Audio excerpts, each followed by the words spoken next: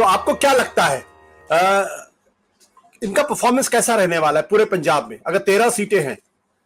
देखिए, आंकड़े के हिसाब से अगर हम बात करें 13 सीटें हैं, तो एक जो सीट अगर सीट वाइज हम लोग जिक्र करें मोटा-मोटा, तो अगर मैं बिल्कुल मालवा से ही शुरू करूं तो भटिंडा की जो सीट सबसे इंपॉर्टेंट सीट है शिरोमणि अकाली दल के लिए। अगर शिरोमणि अकाली दल आज कहीं लड़ाई में है, कहीं फाइट में है, तो केवल इसी सीट पर है। और ये वो सीट है जहां पर हरसिमरत कौर बादल चुनाव लड़ रही हैं और उनका मुकाबला यहाँ पर खुडिया के साथ है, जो कि कैबिनेट मंत्री आम आदमी पार्टी के हैं। तो एक इस सीट के अलावा कहीं भी पूरे जो 12 दूसरी सीटें बच गई, उसमें अकाली दल कहीं फाइट में नहीं है। जो सीधी फाइट है वो आम आदमी पार्टी और कांग्रेस के बीच है। तो इस सीट को अगर छोड़ दें तो 12 जो सीटें बची हैं, 12 सीटों में ज्यादा सीटें जीतने की संभावना आम आदमी पार्टी की है। अगर हम लोग ये बात उसके अलावा जो आनंदपुर साहब से, अगर चंडीगढ़ से हम लोग बिल्कुल बगल में जो सीट है आनंदपुर साहब, वहां पर जो कैंडिडेट है कांग्रेस पार्टी के, वो है विजय इंद्र सिंगला हैं और आम आदमी पार्टी के मलविंदर कंग और प्रेम सिंह चंदूमाजरा जो पूर्व में सांसद रहे। इन तीनों में कहीं ना कहीं मलविंदर कंग की जो पोजीशन है कंपैरेटिवली थोड़ी सी स्ट्रांग लग रही है और अपनी पोजीशन को सुधारने के लिहाज से ही शायद कांग्रेस आम आदमी पार्टी ने 5 कैबिनेट मिनिस्टर्स को यहाँ पर खड़ा किया है। अलग अलग इलाके में 5 कैबिनेट मंत्री, चाहे वो मीत हेयर हो, चाहे खुडिया हो, चाहे कुलदीप सिंह धारीवाल जो अमृतसर से लड़ रहे हैं, और 3 जो है sitting member of legislative assemblies को खड़ा किया है। कंग जैसे लोग हैं जो पॉपुलर रहे हैं अपने क्षेत्र में, तो कैंडिडेट के लिहाज से काफी पॉपुलर चेहरों को खड़ा किया है। कांग्रेस पार्टी उस लिहाज से अपने मजबूत लोगों को खड़ा नहीं कर पाई क्योंकि कई सारे लोग कांग्रेस छोड़कर चले गए हैं। इस वजह से कांग्रेस पार्टी मुझे लगता है नंबर 2 की पार्टी यहाँ पर रहने वाली है। ज्यादा सीट संभावना है कि आम आदमी पार्टी को। बट कांग्रेस पार्टी मजबूत पार्टी एक जमाने में थी, उसकी सरकार भी थी, लेकिन बहुत सारे लोग छोड़कर भारतीय जनता पार्टी में चले गए। कैप्टन अमरिंदर सिंह जैसे लोग चले गए, 2 बार के मुख्यमंत्री थे। सुनील जाखड़ जो प्रदेश अध्यक्ष थे वो छोड़ के चले गए। तो आज की तारीख में पंजाब में कांग्रेस की स्थिति क्या है? क्या एक बड़ी पार्टी है इस वजह से लोग उनको वोट दे रहे हैं या नई लीडरशिप उभर के सामने आ रही? देखिए, कांग्रेस पार्टी की जहां तक बात है आशुतोष जी, जो अभी प्रेजेंटली प्रेसिडेंट बनाए गए हैं राजा वड़िंग या अमरिंदर सिंह राजा वड़िंग उनका नाम है, जो वो मूल रूप से रहने वाले गिदड़बाहा इलाके के हैं। गिदड़बाहा वो क्षेत्र है जो मालवा का क्षेत्र है और जहां से प्रकाश सिंह बादल की लंबी राजनीतिक कई बार वो वहां से चुनाव जीते। लंबी शिफ्ट करने से पहले वो गिदड़बाहा से चुनाव जीते थे। ये भटिंडा और जो भटिंडा, फरीदकोट और फिरोजपुर, ये 3 लोकसभा क्षेत्रों को प्रभावित करने वाला वो एरिया। यहाँ से जो प्रेसिडेंट हैं, वो प्रेसिडेंट क्या है कि उनकी मुखालफत पार्टी में है, क्योंकि वो यूथ कांग्रेस के राष्ट्रीय अध्यक्ष भी रहे हैं, जिसके बाद उनको यहाँ पर वापस शिफ्ट किया गया।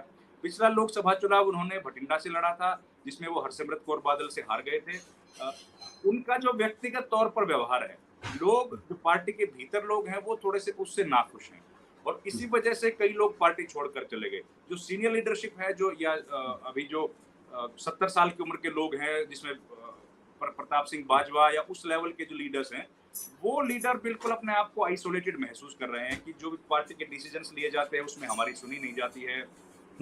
हमारी बात किसी तरीके से प्लेटफॉर्म्स ऐसे नहीं दिए जा रहे हैं कि जिसपे हम लोग अपनी बात रख पाए। ये एक बड़ा कारण है कि कांग्रेस पार्टी की जो आपसी कलह है, जो फूट है, उसका नुकसान उनको हो रहा है।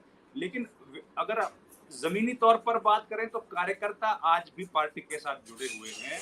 पार्टी को कंसोलिडेट करने के लिए अगर कोई मजबूत नेता हो तो कांग्रेस पार्टी आज भी, मेरे हिसाब से खासतौर पर ग्रामीण इलाकों में, कांग्रेस एक मजबूत संगठन है और लोग कांग्रेस पार्टी के साथ जुड़े हुए हैं, क्योंकि कांग्रेस पार्टी के जो बड़े बड़े नेता थे उन लोगों का आज भी वहां पर अच्छा खासा वजूद है और उनका अच्छा खासा इनरोड्स उन्होंने गांव के इलाकों में बना रखे हैं।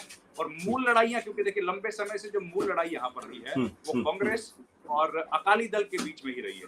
तो अकाली दल जो है वो चाहे एक पंथिक रिलीजियस पार्टी के तौर पर देखा जाता रहा है, वैसे ही कांग्रेस पार्टी है वो सबको साथ लेकर चलने में एक यकीन करने वाली पार्टी है।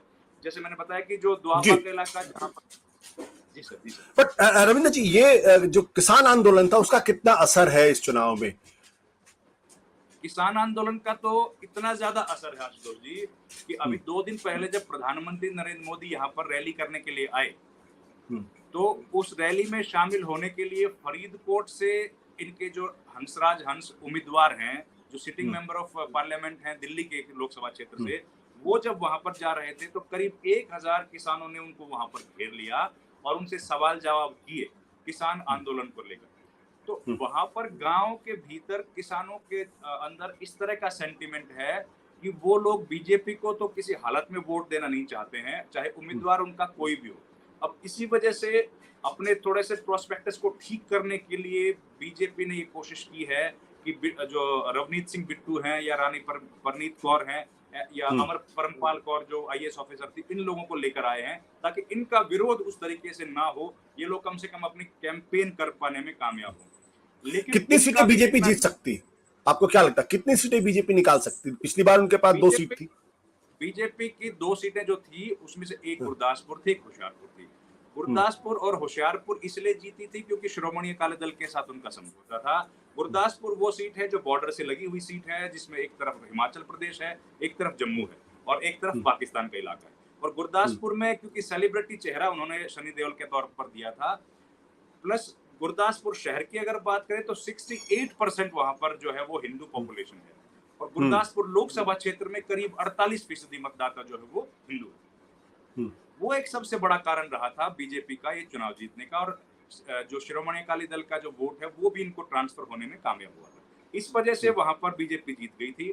उसके पहले भी बीजेपी का अच्छा खासा प्रभाव था जब से 1998 से विनोद खन्ना एक मजबूत सांसद के तौर पर वहां पर काम करते रहे और वो लगातार क्षेत्र से जुड़े रहे। वो सेलिब्रिटीज की तरह वहां नहीं आए, उन्होंने काफी सारे वहां पर पुल बनाए, इंफ्रास्ट्रक्चर के डेवलपमेंट के भी काम किए, वो लोगों की समस्याएं भी सुनते थे। आना जाना उनका, हार भी गए इस बीच चुनाव, लेकिन आना जाना उनका लगातार लगा रहा था। इस वजह से वहां पर एक सेंटिमेंट था बीजेपी के साथ। प्लस फिर जो सनी देओल हैं वो हीरो हैं और उनके जो पिताजी हैं धर्मेंद्र, उनका गांव सानेवाल लुधियाना में पड़ता है, उसकी वजह से जीतने में कामयाब हुई। इस बार गुरदासपुर की सीट जीत पाने की संभावना बीजेपी की नहीं है क्योंकि उन्होंने एक लोकल जो पूर्व एमएलए उनको चुनाव में वहां पर दिनेश को उतारा है, वो इतने स्ट्रॉन्ग नहीं है। कांग्रेस पार्टी ने जबकि मजबूत जो रंधावा है, Sukhjinder Randhawa deputy chief minister रहे, उनको उतारा है, तो उनके चांसेस कंपैरेटिवली ज्यादा है वहां पर चुनाव जीतने के। बीजेपी सत्य हिंदी का ऐप डाउनलोड करें गूगल प्ले स्टोर पर।